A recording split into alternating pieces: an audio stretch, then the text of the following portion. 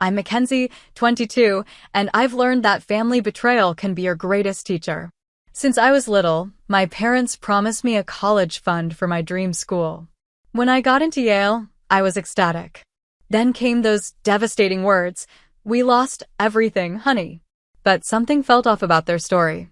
2 months later, I overheard them congratulating my brother Nathan on his fully funded startup using MY college money. What they didn't realize, I'd already set my counterplan in motion. Before I share how my world collapsed and how I turned this betrayal around, let me know where you're watching from. Drop a comment and subscribe if you want to see how I transformed this nightmare into my greatest success story. Growing up in suburban Boston, I was always the responsible one. From kindergarten, when I'd organize my crayons by color spectrum, to high school when I'd study until 2 a.m. for exams, I had a one-track mind focused on academic excellence. My parents seemed to appreciate this about me.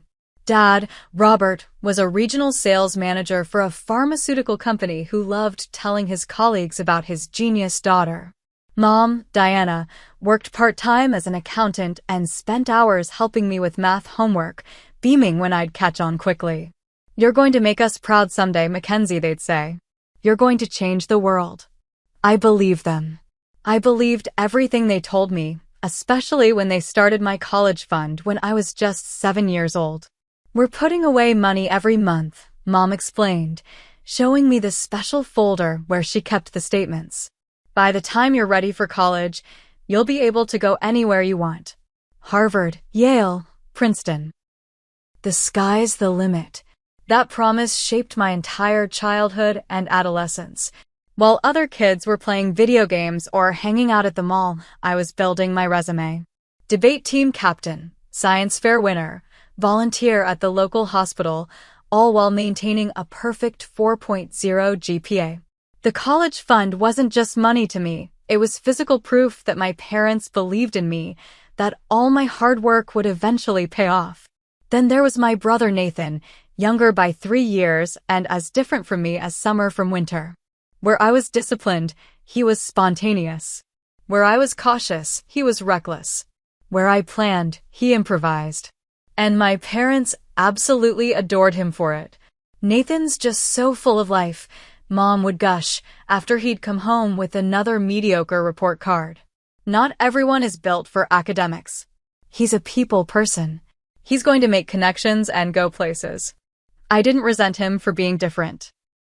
What I did notice, however, was the pattern of my parents bailing him out of every sticky situation while expecting me to handle everything perfectly on my own. When Nathan totaled his first car 6 months after getting his license, my parents bought him a newer, better one the following week. "He learned his lesson," Dad said. Meanwhile, I had saved for 3 years to buy my used Honda Civic. When Nathan failed his senior year English class and nearly didn't graduate, Mom spent 2 weeks negotiating with his teacher and the principal. "The educational system just doesn't recognize different learning styles," she explained. When I got my first A in AP chemistry, the question was, "Did you not study enough?" Still, I never doubted they loved me. I just thought they had different expectations for us based on our different personalities and strengths. They never missed my debate competitions or award ceremonies. They hung every certificate and medal on the living room wall. And most importantly, they kept contributing to that college fund, the physical manifestation of their belief in my future. By my senior year of high school, I had my sights set on Yale.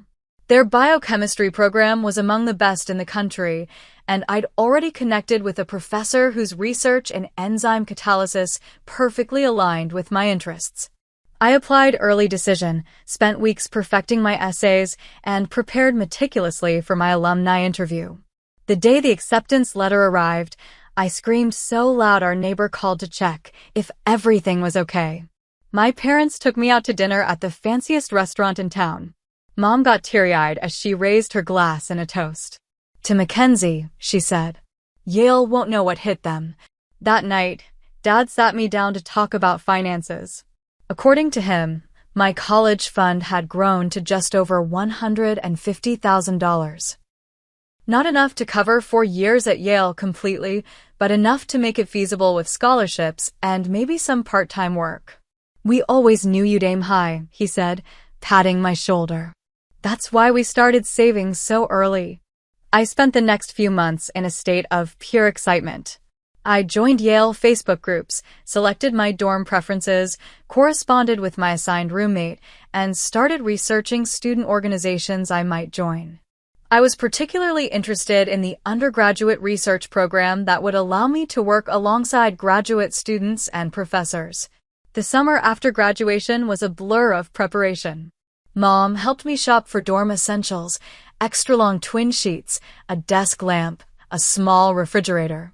Dad advised me on which laptop would best suit my needs for the next 4 years. Even Nathan seemed happy for me, though he had decided to take a gap year to find himself before maybe enrolling in community college. Looking back, I should have noticed the subtle changes in my parents' behavior during those months. The way Mom would change the subject whenever I brought up my class schedule. The hushed conversations that would stop abruptly when I entered a room. The increasing frequency with which Nathan and Dad were having business discussions behind closed doors. But I was too caught up in my own dreams and plans, too trusting, too naive to imagine that the people who had encouraged my ambitions for so long could be plotting to undermine them just as they were about to become reality. I was 2 weeks away from move-in day when everything fell apart. Family meeting in the living room. Dad's voice carried up the stairs to my bedroom where I was organizing my textbooks. I had already purchased and started reading my first semester materials, determined to get ahead. His tone seemed unusually grave, but I figured it was just another discussion about logistics for the drive to New Haven. When I came downstairs, Mom was sitting stiffly on the edge of the sofa, her hands clasped tightly in her lap. Dad stood by the fireplace, arms crossed. Nathan slouched in the armchair, scrolling through his phone with a bored expression. "Put the phone down, Nathan." "This is serious," Dad said. Nathan rolled his eyes, but complied. "What's going on?" I asked, a flutter of anxiety rising in my chest. "Is everyone okay?" Mom and Dad exchanged a look I couldn't quite interpret. Dad cleared his throat. "Mackenzie, honey, there's no easy way to say this," he began. "There's been a situation with your college fund." The room seemed to tilt slightly. "What kind of situation?" "We lost it," Mom blurted out, her voice cracking. "We lost everything, honey." My mind went blank for a moment. "Lost? What do you mean lost?" "Like the bank made an error." Dad shook his head slowly. "No, it wasn't an error. About 8 months ago, I was approached about an investment opportunity. A sure thing, or so I thought. A chance to significantly increase your college fund before you started at Yale."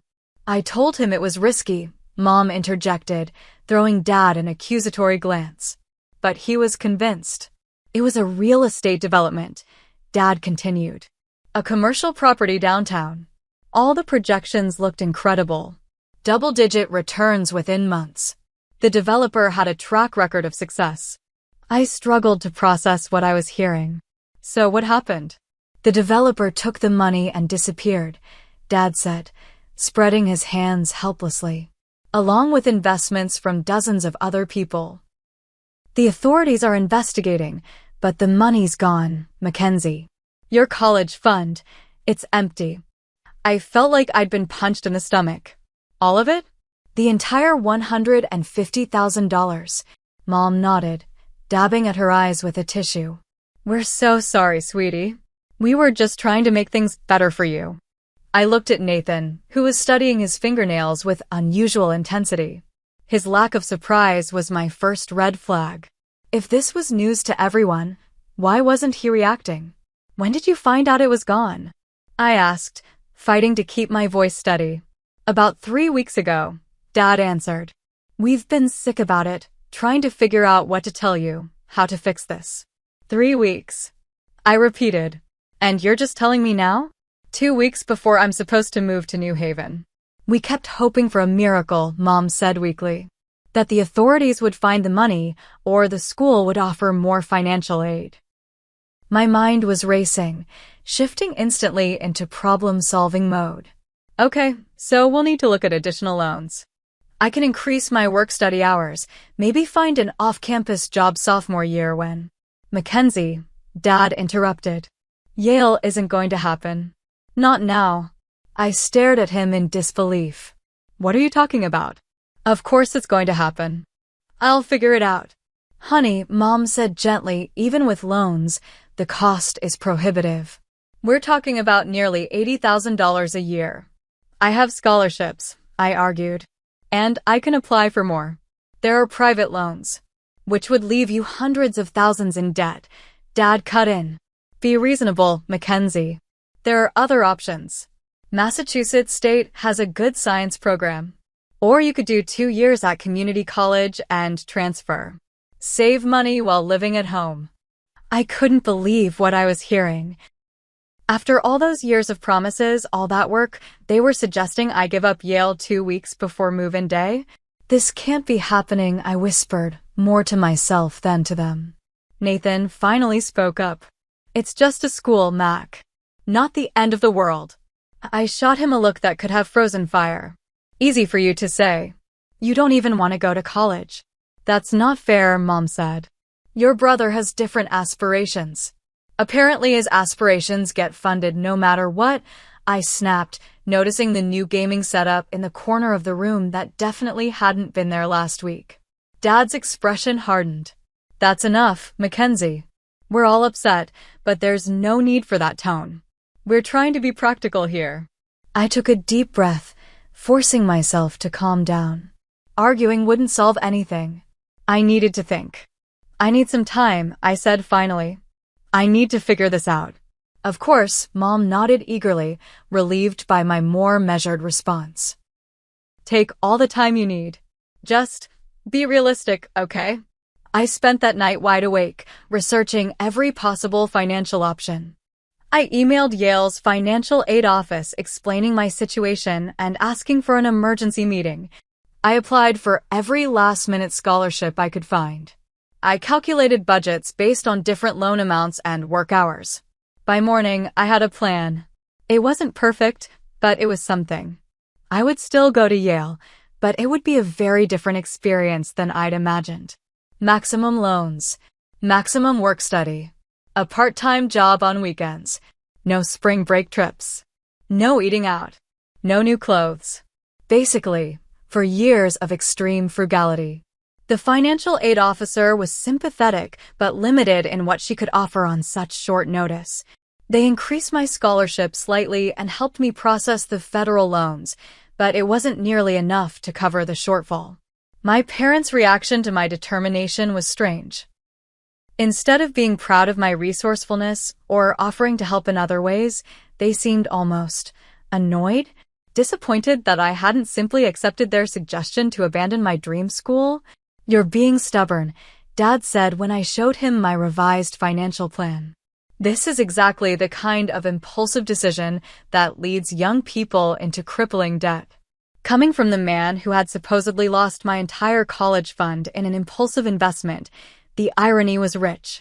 2 weeks later, Mom and Dad drove me to Yale with significantly less enthusiasm than I'd anticipated for this milestone. My dorm room, which I'd imagined decorating with their help amidst tears and proud smiles, was set up in tense silence. They left earlier than most parents, citing the long drive back to Boston, leaving me alone with my second-hand textbooks and the cheapest meal plan the university offered.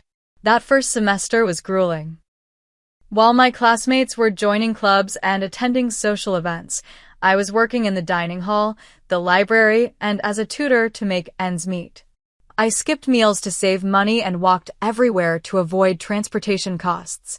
My roommate, Sophie, daughter of a hedge fund manager, watched my frugal lifestyle with a mixture of curiosity and pity.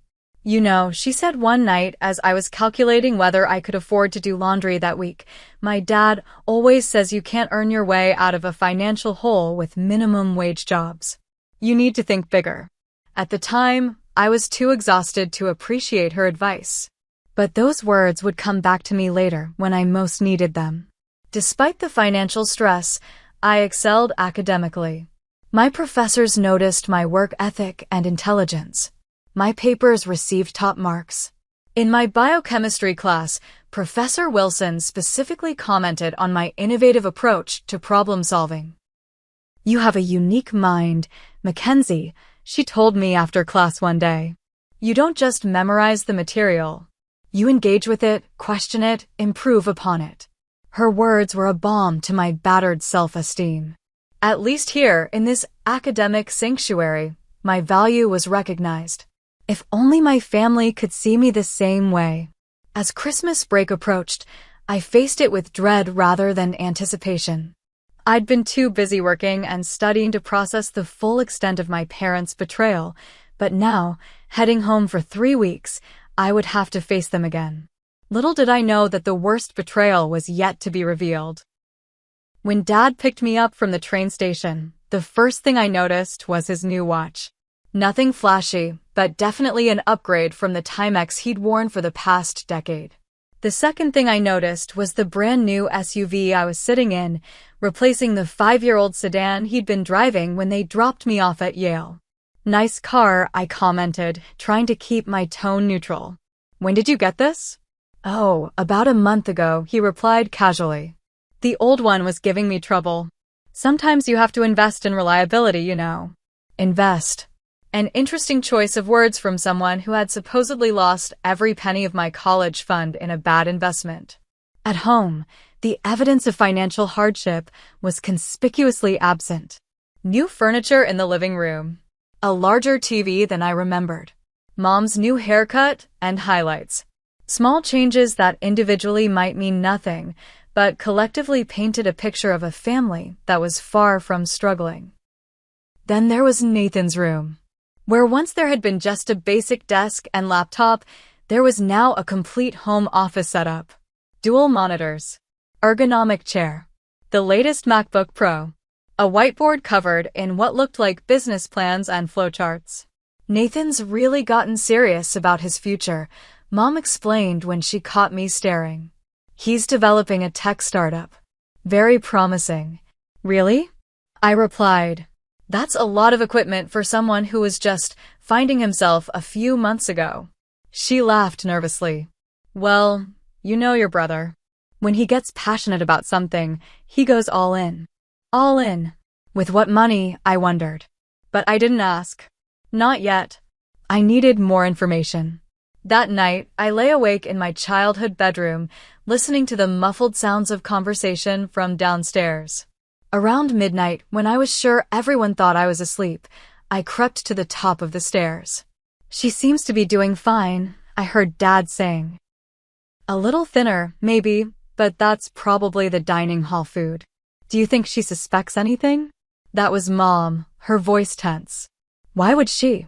As far as she knows, we're victims too. Besides, she's too busy with her precious Yale to pay attention to what's happening here. There was the sound of ice clinking in a glass. Then Nathan's voice. When are we going to tell her about Digital Apex? She's going to find out eventually. Digital Apex? I'd never heard that name before. We'll tell her when there's something to tell, Dad replied. Once you're profitable, she'll understand why we made the decision we did. She's smart enough to recognize a good investment when she sees one. Mom made a sound of agreement. Exactly. What good is an Ivy League education in today's economy anyway? Nathan's building something real. Something tangible. In 5 years, he could be the next Mark Zuckerberg. And then we can pay for Mackenzie's student loans 10 times over, Nathan added, sounding pleased with himself. She'll thank us then. I gripped the banister so hard my knuckles turned white. They hadn't lost my college fund in a bad investment. They had deliberately taken it to fund Nathan's startup venture. They had lied to my face, watched me scramble to piece together loans and scholarships, seen me off to a life of financial stress and hardship, all while secretly believing they'd made the right choice to prioritize Nathan's business idea over my education. I still think we should have told her the truth, Nathan said, surprising me slightly. She's going to be really angry when she finds out. What's she going to do? Dad scoffed. Sue us? The money was in our names, legally. Besides, she's always been the sensible one. Once Digital Apex takes off, she'll see this was the smart play. Education is overrated in the digital age. Look at all the college dropouts who've become billionaires. Robert's right, Mom chimed in. Nathan, you have a real gift for business. Mackenzie has book smarts, different kinds of intelligence. We're just investing where we'll see the biggest return. I'd heard enough. I crept back to my room, heart pounding with rage and betrayal. The pieces were fitting together now. The new possessions, the lack of guilt, the dismissal of my academic achievements as mere book smarts. In that moment, I made a decision. I wouldn't confront them. Not yet. Knowledge was power, and I needed more of both. The next morning, I casually asked Nathan about his new computer equipment. Looks like you've got quite the setup there. What are you working on? He hesitated, glancing toward the kitchen where our parents were making breakfast. Just some app development stuff. Nothing solid yet. That's cool, I said, feigning genuine interest. What kind of app? Nathan's face lit up. Like most people with an idea they think is brilliant, he couldn't resist talking about it when given the opportunity. It's called Digital Apex, a revolutionary social media platform for entrepreneurs and investors to connect. Kind of like LinkedIn meets Shark Tank, you know? Users can pitch their ideas directly to potential investors through video uploads, and investors can browse pitches by industry, funding requirements, all that. Sounds interesting, I nodded. How far along are you? We've got the basic platform architecture mapped out. I'm working with a developer in India to build the MVP. Should be ready for beta testing in a few months. We? I asked innocently. Me and this guy I met during my gap year travels. He's the tech guy, I'm the vision guy. Nathan puffed up slightly. We're going to revolutionize how startups get funded. Over the next few days, I conducted a stealth investigation. When no one was home, I searched for any documents related to Digital Apex. In Dad's home office, I found a folder labeled DA Investment containing bank statements showing multiple transfers from an account I recognized, my college fund account, to a new business account named Digital Apex LLC. I took photos of everything with my phone. I recorded a subsequent conversation where my parents and Nathan discussed the business. I saved emails I found on our shared family computer where Dad referred explicitly to using Mackenzie's college money because she can take out loans like everyone else.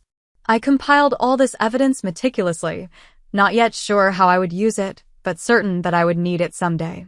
I also reached out to a legal aid service at Yale to understand my options. What I learned wasn't encouraging since the account was in my parents' names. Legally, I had limited recourse unless I could prove the money had been explicitly designated for my education in some binding way. By the time I returned to Yale for the spring semester, I had a comprehensive understanding of my parents' betrayal and a simmering determination to somehow make things right. What I didn't have was a plan. That would come later, courtesy of an unexpected mentor and an opportunity that would change everything. Back at Yale, I threw myself into my studies with even more intensity than before. If I couldn't control my financial situation, at least I could excel academically. I signed up for the most challenging courses, volunteered for extra lab hours, and rarely slept more than 5 hours a night. It wasn't a healthy coping mechanism, but it kept my mind off the betrayal. In my advanced biochemistry class, Professor Sarah Wilson noticed my dedication and my exhaustion. Mackenzie, could you stay after class for a moment? She asked one day in February. I worried she was going to tell me to ease up, that my perfectionism was becoming concerning. Instead, she offered me an opportunity. I've been watching your work this semester, she said. You have an exceptional mind, particularly for seeing connections others miss.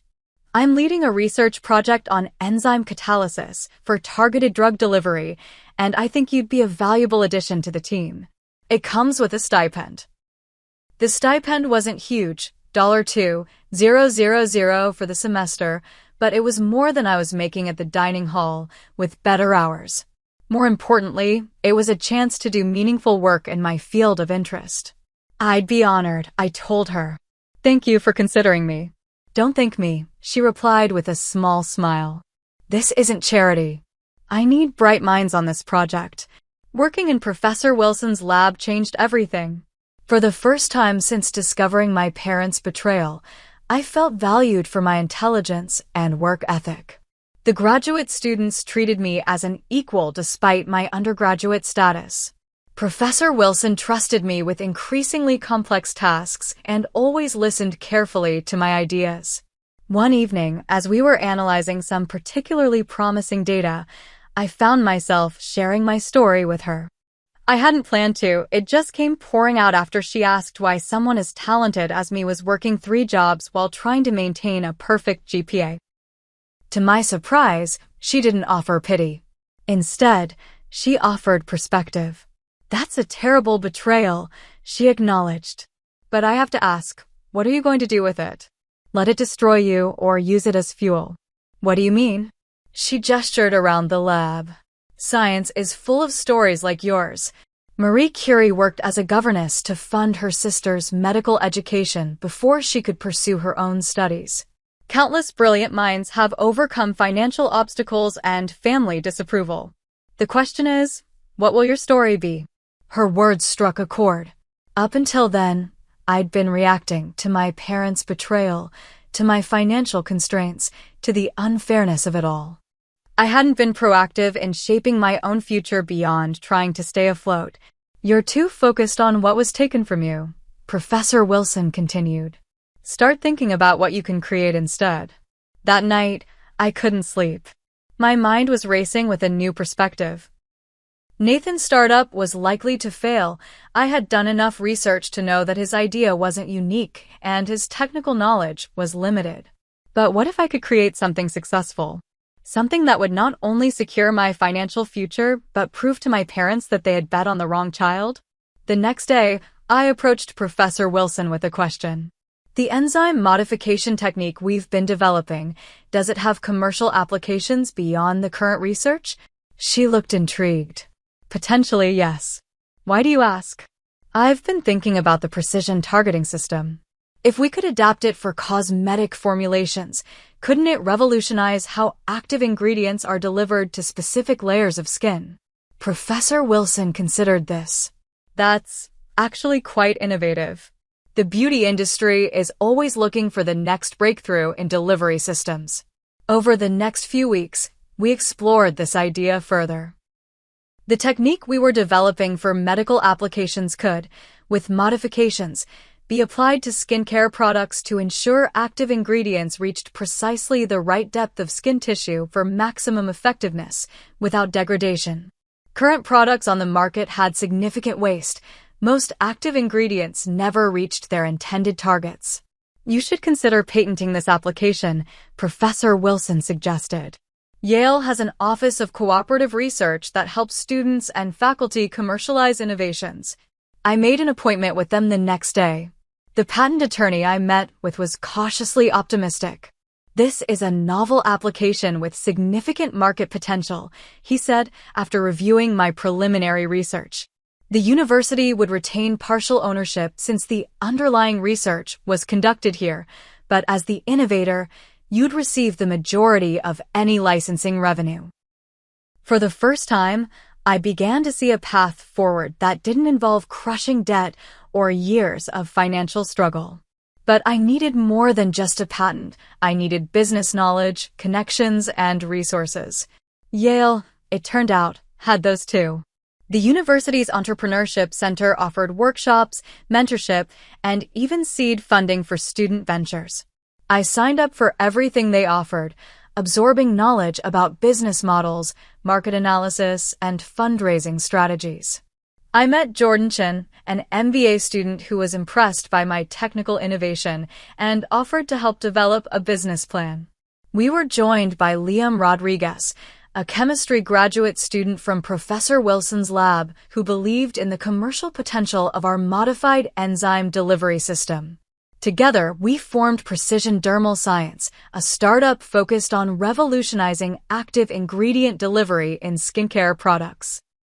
Our first product would be a serum utilizing our proprietary enzyme technology to deliver anti-aging compounds to the precise skin layer where they would be most effective. Professor Wilson introduced us to Dr. Elizabeth Barnes, a dermatologist on Yale's medical faculty who became our scientific advisor. Dr. Barnes was enthusiastic about our approach. The biggest challenge in dermatological products is getting the active ingredients where they need to go, she explained. If your system works as you've described, it could be game-changing. With Dr. Barnes' guidance, we refined our formulation and conducted small-scale laboratory tests. The results exceeded even our optimistic projections.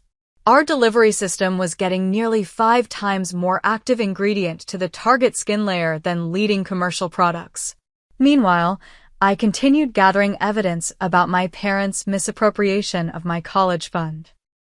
I learned that Nathan's digital Apex had burned through nearly $50,000 in 6 months with nothing to show for it but an incomplete website and some generic logo designs.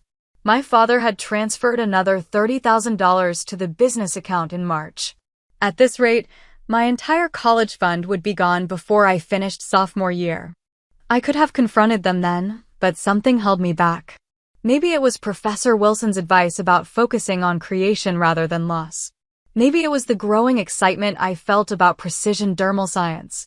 Or maybe I just wanted to wait until I had something concrete to show them, proof that they had made the wrong bet.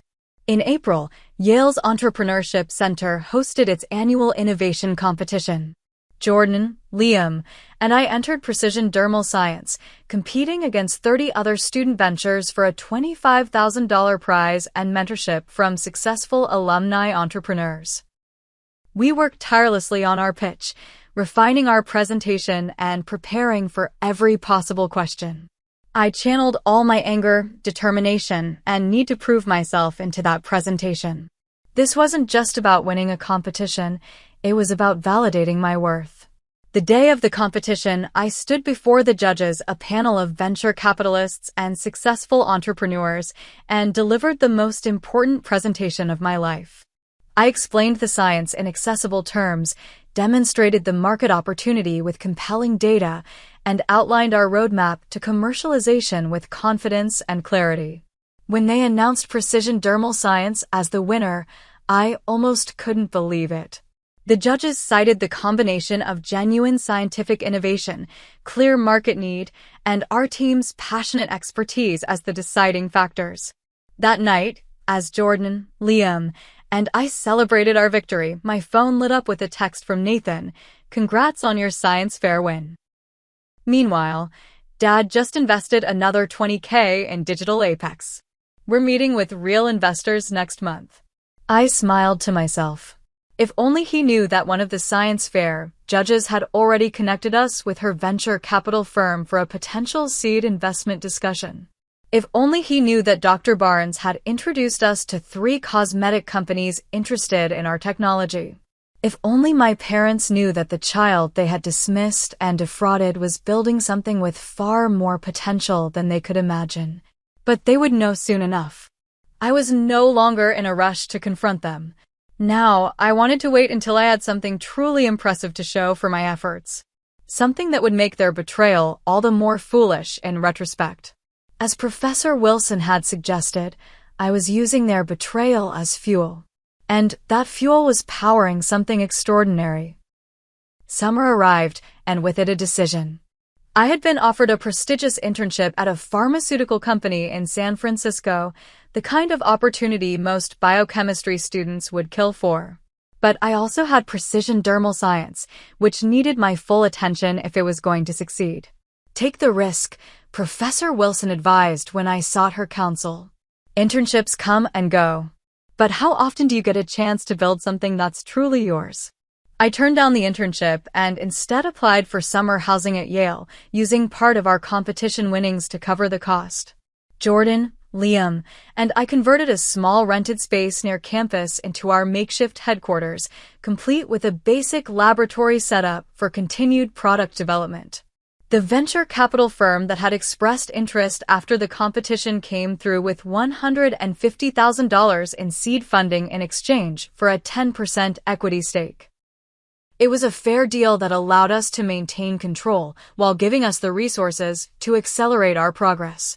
We used the money strategically, filing our patent application, upgrading our lab equipment, commissioning formal clinical testing of our prototype, and hiring a part-time marketing consultant who specialized in beauty tech startups.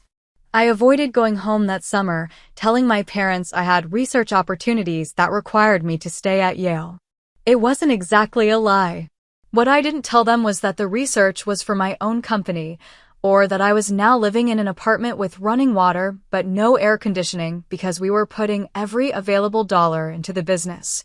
Nathan came to visit me once, ostensibly to see the campus, but really to boast about Digital Apex's progress. "We're this close to launching the beta version," he told me over coffee at a campus cafe. Dad's connections have been incredible. He introduced us to some serious players in the Boston tech scene. "That's great," I said, genuinely curious about how far they'd gotten. "How many users do you have signed up for the beta?" He shifted uncomfortably. "Well, we're still building the pre-launch list. But we've got a killer social media strategy ready to go." Translation: 0 users, no functional product, just lots of expensive plans and dwindling capital. I felt a twinge of sadness beneath my resentment. Nathan wasn't a bad person, just entitled and overconfident. And my parents had fed that entitlement at my expense. "What about you?" he asked, clearly ready to change the subject. "Still working in labs for extra credit?" I smiled. "Something like that." I didn't tell him about precision dermal science. I didn't mention the venture capital funding or the promising early clinical results or the 3 cosmetic companies that were now actively courting us for potential licensing deals. Let him. And through him, my parents continued to underestimate me. The revelation would be all the sweeter. By August, we had reached a critical milestone. Our clinical testing showed that our delivery system outperformed all existing market solutions by a significant margin. We had scientific proof that our technology worked. Jordan leveraged this data to secure meetings with executives from leading skincare companies. In one particularly promising meeting, the R&D director of a major cosmetics conglomerate leaned forward after our presentation and said, "This is exactly what we've been looking for. How soon can we discuss licensing terms?" We were suddenly facing a pivotal decision: license our technology to established brands or develop and market our own product line. Each path had its advantages and risks. Licensing means immediate revenue with minimal additional investment, Jordan argued during one of our strategy sessions. We could be profitable within months. But developing our own brand means controlling how the technology is used and marketed, Liam countered, and potentially much higher returns long-term. I listened to both perspectives, weighing them carefully. Then I thought about what had driven me to this point, not just the desire for financial success, but the need to create something meaningful that validated my worth. What if we do both? I suggested. License the technology for specific applications to generate immediate revenue, but reserve the rights to develop our own signature product line. It was an ambitious strategy that would require careful negotiation and ironclad contracts, but Jordan's business acumen and our growing network of advisors made it feasible. By September, when I returned for my sophomore year, Precision Dermal Science had secured its first licensing agreement with a premium skincare brand, providing us with a 6-figure upfront payment plus royalties on future sales. We were also in advanced discussions with 2 other companies interested in similar arrangements. The financial strain that had defined my freshman year was suddenly absent. I could afford to reduce my work hours and focus more on academics and the business. I moved to a better apartment off campus, one with actual air conditioning and enough space for a small home office. Meanwhile, I continued monitoring the Digital Apex situation from afar. Through casual conversations with Nathan and strategic questions to my parents, I learned that the beta launch had been delayed multiple times due to technical issues. The developer in India had delivered subpar code. The serious players from the Boston tech scene had declined to invest, and my parents had now funneled nearly $120,000, 4/5 of my college fund, into the failing venture. "It's just taking longer than expected," Mom insisted during one of our phone calls. "All startups face hurdles. But your father and I still believe in Nathan's vision." I bit my tongue, resisting the urge to point out that they had never shown such patient faith in my academic hurdles. As fall turned to winter, precision dermal science continued its upward trajectory. Our patent application was proceeding smoothly. Our licensing revenues were exceeding projections. And we had begun development on our signature product, a revolutionary anti-aging serum that would showcase the full potential of our technology. Professor Wilson, who had become something of a mentor to me, remarked on the change she observed. "You're different this year," she said after lab one evening. "More confident. More focused." "I feel different," I admitted. "Like, I'm finally building something that can't be taken away from me." She nodded understandingly. "Success is the best revenge, they say. But I hope you find it's also its own reward, independent of whatever score you're settling with your family." Her words gave me pause. Was I building precision dermal science for the right reasons? Was my motivation still primarily to prove my parents wrong? I reflected on this question during the following weeks. The truth was more complex than simple revenge. Yes, I wanted to show my parents the magnitude of their mistake. But I had also discovered a genuine passion for entrepreneurship, for seeing an idea transform into reality, for solving problems in innovative ways, for creating value where none existed before. Perhaps the greatest gift of my parents' betrayal was that it had pushed me to discover this part of myself sooner than I might have otherwise. By December, as I prepared to return home for Christmas break, Precision Dermal Science had achieved another milestone, our first official product sample, packaged in elegant glass bottles with our logo embossed in silver.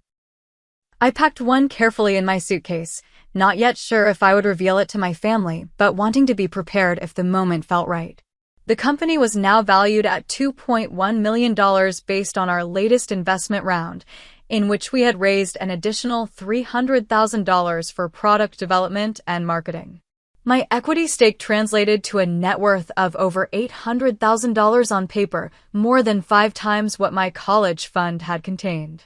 All of this had happened in less than a year, while Nathan's digital apex had burned through most of my college money with nothing substantial to show for it. As my train approached Boston, I felt a strange mix of emotions.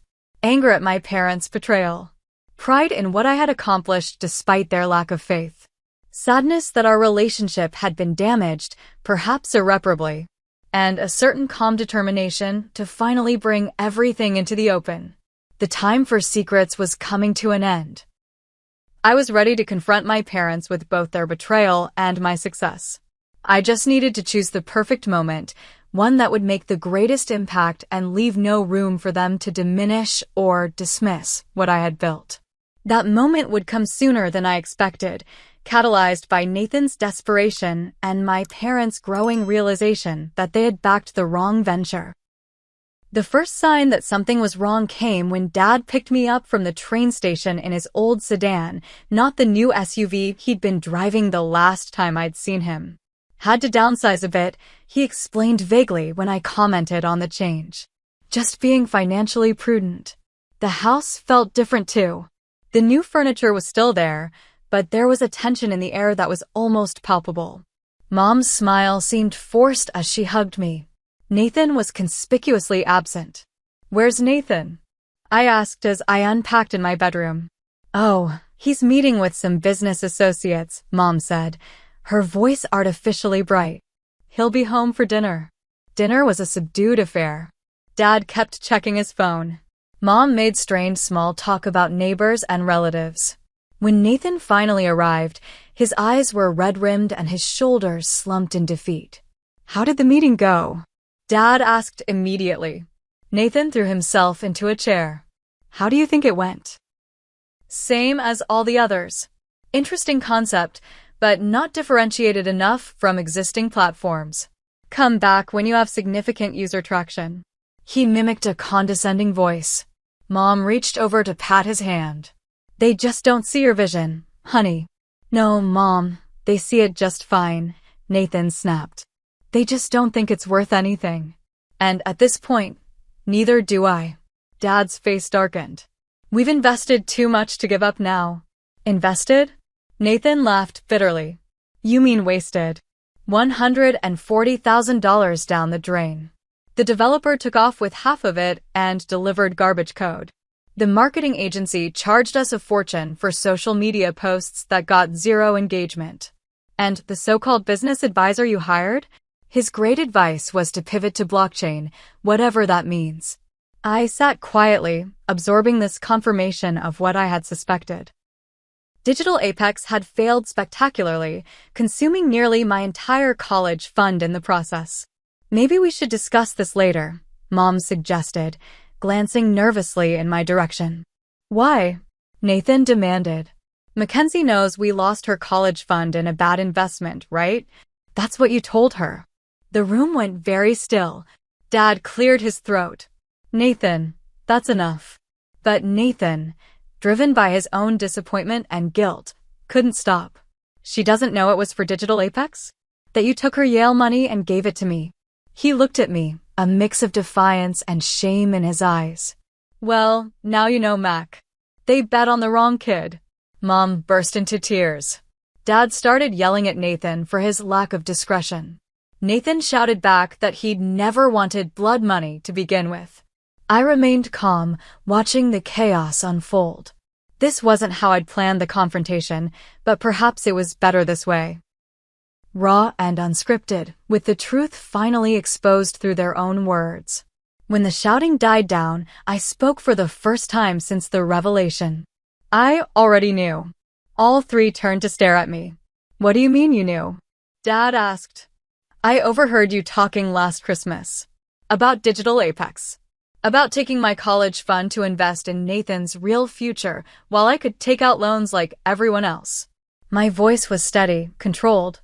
I found the bank statements showing the transfers from my college account to Digital Apex LLC. I heard you dismiss my education as just book smarts while praising Nathan's business acumen.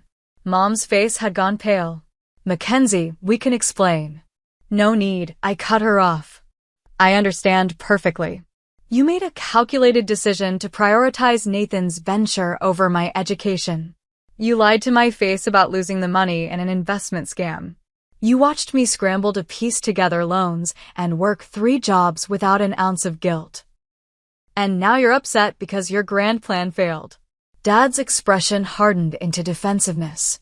We were trying to do what was best for both of you. Nathan's business had potential to what? Make millions. I interrupted. Based on what expertise? What market research? What unique value proposition? Or did you just assume that because Nathan is charismatic and male, he'd naturally succeed in business, while I should be grateful for student loans? That's not fair, Mom protested weakly. Not fair. I laughed. You want to talk about what's not fair? I reached for my bag and pulled out the elegant glass bottle containing our serum sample, placing it on the dinner table. What's that? Nathan asked. That, I said with quiet pride, is the first product from Precision Dermal Science. My company. There was a moment of confused silence. Your company? Dad repeated. Yes, the startup I co-founded last spring after winning Yale's innovation competition. We've developed a proprietary enzyme technology that revolutionizes how active ingredients are delivered in skincare products. We've secured 3 licensing deals with major cosmetic companies. We've raised $450,000 in venture capital. And as of our last valuation, the company is worth $2.1 million. Their stunned expressions would have been comical under different circumstances. That's amazing, Mackenzie, Mom stammered. Why didn't you tell us? Why would I? You made it clear that you didn't believe in my potential. You literally stole my future to invest in Nathan's. Why would I share my success with people who betrayed me so completely? Nathan was examining the bottle with newfound respect. This is legit? You actually built a real company. More real than Digital Apex ever was, I confirmed. We have paying customers, functioning products, and a sustainable business model. Dad's expression had shifted from shock to calculation.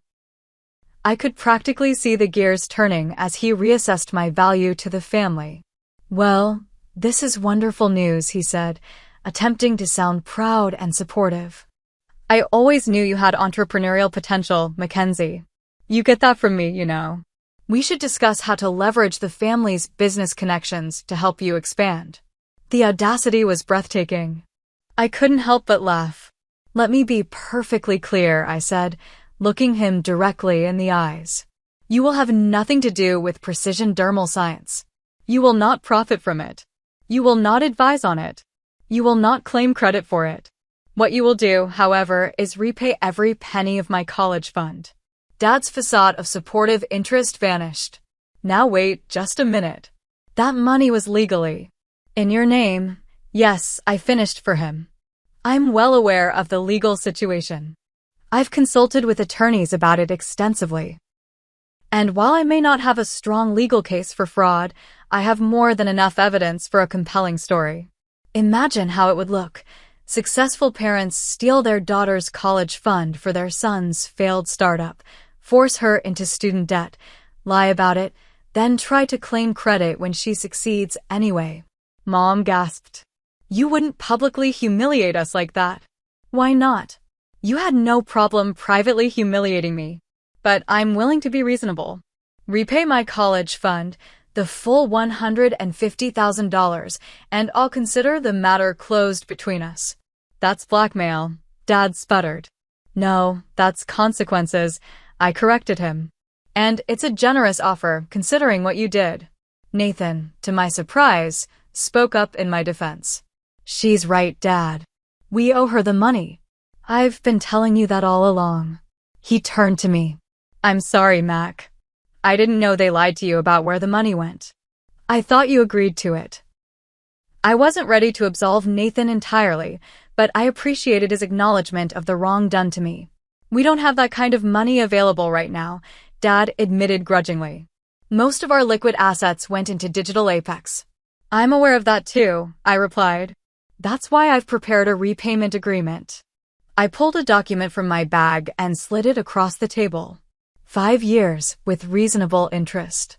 Monthly payments that won't bankrupt you but will ensure I'm made whole. Dad glanced at the terms, his face darkening. And if we refuse? Then I share my story. With everyone. Your colleagues. Your friends. Your golf buddies. Mom's book club. The extended family. I have recordings, bank statements, emails, all documenting exactly what you did and how you justified it. I'm sure Grandma would be particularly interested to hear how you gambled away her granddaughter's future. The mention of his mother-in-law, who had always emphasized the importance of education and fair treatment of children, made Dad flinch visibly. A tense silence filled the room. Finally, Dad reached for a pen. We'll need to review this with our attorney, he said stiffly as he signed the document. Of course, I agreed. I'll give you the contact information for mine. After they signed, Mom attempted reconciliation. Mackenzie, I hope someday you can forgive us. We truly thought we were making the best decision for the family. No, I corrected her gently. You made the best decision for Nathan, at my expense. And you've been doing that our entire lives. The difference is that this time, I refuse to be the sacrifice. That night, as I lay in my childhood bedroom for what I suspected might be the last time, I felt an unexpected sense of peace. The confrontation hadn't gone as planned, but perhaps it had gone as needed. The truth was out. Accountability had been established. And I had stood up for myself in a way I never had before.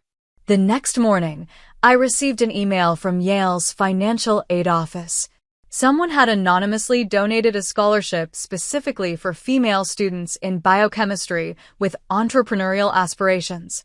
The scholarship would cover my remaining tuition and fees for the next 2.5 years. I never confirmed it, but I strongly suspected Nathan was behind it, his attempt at making amends, using whatever personal savings he had managed to accumulate. It didn't erase the betrayal, but it suggested that perhaps there was hope for him to grow beyond the entitled person our parents had raised him to be.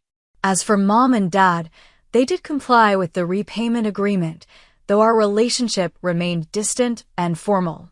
Some betrayals are too fundamental to simply forgive and forget. But with time, we established a new kind of relationship. One based on clear boundaries and mutual respect rather than blind trust and unmet expectations. And precision dermal science? It continued to thrive beyond my wildest expectations, eventually attracting the attention of a major beauty conglomerate that acquired the company for $28 million 3 years after its founding. My share of the proceeds was enough to pay off my student loans, buy a comfortable home in Cambridge, and establish a foundation providing scholarships for students whose families had failed to support their educational dreams. The painful betrayal that had once threatened to derail my future had instead launched me on a path to greater success than I could have imagined. Sometimes, the worst things that happen to us become the catalysts for our greatest achievements. 3 years after that fateful Christmas confrontation, I stood on Yale's campus in my graduation cap and gown, diploma in hand. The journey to this moment had been anything but traditional, yet somehow all the more meaningful for its challenges. Precision dermal science had been acquired 6 months earlier by one of the world's largest beauty conglomerates for $28 million. The technology we developed was now being integrated into a full line of premium skincare products, with our names credited as the inventors. The company had kept us on as consultants during the transition, allowing me to complete my degree while still participating in the exciting evolution of our innovation. As I scanned the crowd of proud families, I spotted a familiar face. Nathan, now 22 and much changed from the entitled boy he'd once been, was making his way toward me. "Congratulations, Mac," he said, offering a tentative hug. I wouldn't have missed it. Our relationship had undergone a slow but significant transformation.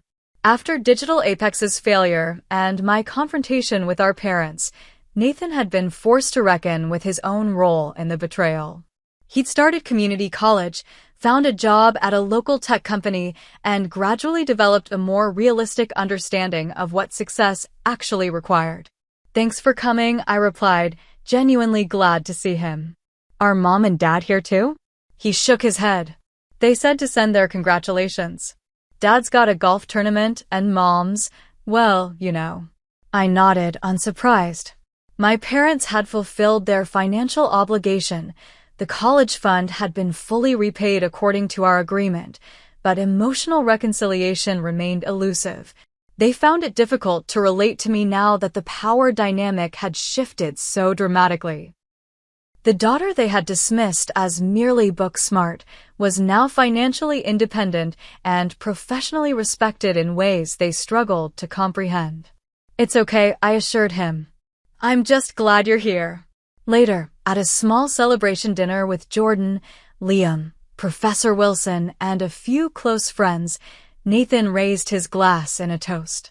"To my sister," he said, "who taught me the hardest and most important lesson of my life, that real success comes from genuine effort, not entitlement or shortcuts." I felt a surge of emotion at his words. The journey had changed both of us, me into someone more confident and resilient, him into someone more humble and thoughtful. After graduation, I used part of my windfall from the company acquisition to establish the Second Chance Scholarship Foundation, providing financial support to students whose family resources had been withdrawn or never existed. The foundation's mission statement included a phrase that had become something of a personal mantra: "Sometimes our greatest setbacks become the foundation for our most meaningful successes." My parents and I eventually developed a more functional, if somewhat distant, relationship. The annual family gatherings were no longer marred by tension and secrets, though there remained an unspoken acknowledgement that some trust, once broken, could never be fully restored. Dad occasionally attempted to take credit for my entrepreneurial spirit. She gets that business sense from me. When introducing me to his friends, I learned to smile politely and change the subject rather than correct him publicly. His need for validation said more about him than it did about me.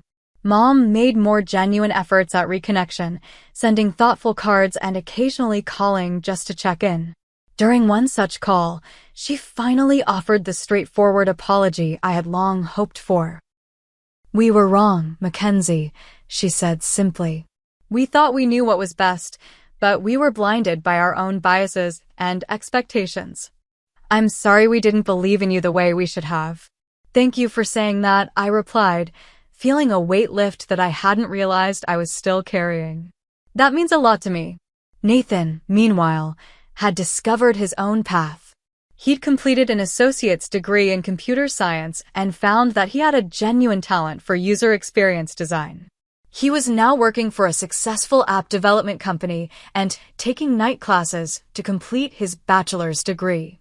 We spoke regularly, and I had even invested in a small side project he was developing, not out of obligation, but because I genuinely saw its potential. Professor Wilson had become a true mentor and friend. She often invited me back to Yale to speak to her students about the intersection of science and entrepreneurship. During one such visit, she shared an observation that perfectly captured my journey. "You know what makes your story so powerful?" she asked as we walked across the campus I once thought would be my undoing. "It's not just that you overcame adversity. It's that you refused to let that adversity define you or limit what you believed was possible." Her words resonated deeply.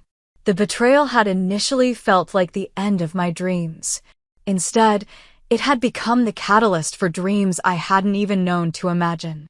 The financial security from the company acquisition gave me freedom, but it was the confidence gained through building something successful from nothing that truly transformed me. I no longer feared losing resources or support because I knew I could create them for myself. As I look back now, I realize that my parents' betrayal, painful as it was, contained an unexpected gift. Had they supported me as promised, I might have followed a more conventional path. Yale degree, prestigious job, gradual career advancement. Their actions forced me to discover my own capacity for innovation and resilience much earlier than I might have otherwise. That's not to excuse what they did. The breach of trust was real and deeply harmful. But I've learned that moving forward doesn't require pretending the past didn't happen. It requires extracting the lessons and leaving behind the bitterness. If you're facing a similar betrayal, whether from family, friends, or colleagues, remember this. Their actions reveal their limitations, not yours. The people who should have believed in you may fail you, but that doesn't determine what you're capable of achieving. Sometimes the very people who should support you become the obstacles you must overcome to reach your full potential. The ultimate victory isn't just proving them wrong, though I admit that part is satisfying. The ultimate victory is creating a life so aligned with your authentic talents and values that their approval becomes irrelevant. Have you ever had someone underestimate you or betray your trust, only to find that it pushed you toward greater success? I'd love to hear your stories in the comments below. Don't forget to like this video if it resonated with you, subscribe for more real-life lessons, and share with someone who might need to hear that setbacks can become springboards. Thank you for listening to my story, and remember, sometimes the worst betrayals lead to the best beginnings.